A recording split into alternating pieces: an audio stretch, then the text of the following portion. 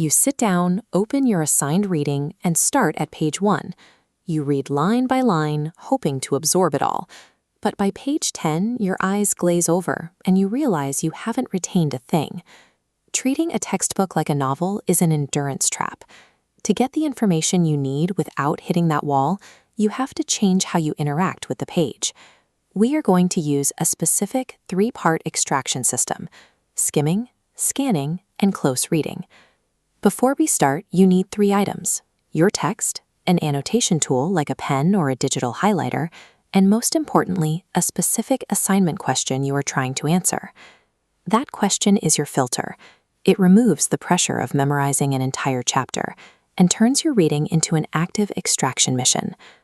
Our first gear is the skim. The goal here is to establish a broad structural map to understand exactly how the author organized their argument. Looking at this journal excerpt, start by reading the main title and highest level subheadings. Then, read just the first sentence of each paragraph. Authors usually state their main claim at the top, giving you a rapid outline of their logic. While you do this, you will encounter vocabulary you don't know. Ignore it. Stopping to look up words breaks your momentum and keeps you from seeing the overall organization. Your output for this phase is simple. Write down a single, plain English sentence summarizing what the entire text is trying to accomplish.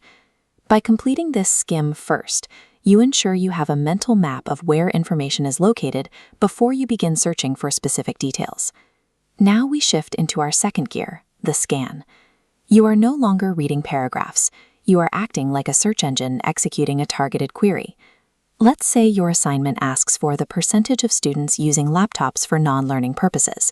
That is your specific search objective. To find it, use a physical technique. Don't try to comprehend the words. Instead, let your eyes zigzag down the page, scanning only for the visual shapes of numbers or capital letters. Sweep your vision down the columns. You are simply waiting for your target shape, a number or symbol, to break the uniform pattern. And there it is. Looking back at the third paragraph of the communication section, the shape of the 12% statistic stands out from the surrounding noise. Scanning allows you to find specific evidence in seconds, skipping the irrelevant sections entirely. Finally, we drop into our lowest gear, close reading. This is where we stop and analyze a highly relevant paragraph line by line.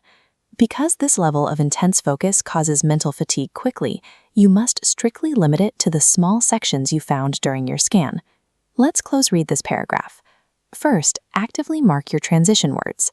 The word although at the beginning signals a shift. Next, locate the core claims by cited researchers.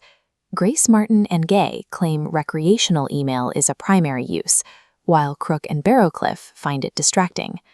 The final step is translation.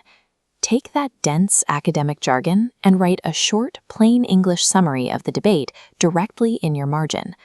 This targeted deep dive ensures you understand the core concept well enough to use it accurately in your own assignments. Look at the contrast. On the left is a pristine, intimidating block of text. On the right, that text has been strategically processed.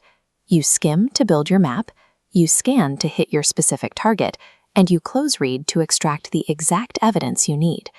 For your very next assigned reading, try taking just 2 minutes to run a skim before you do anything else.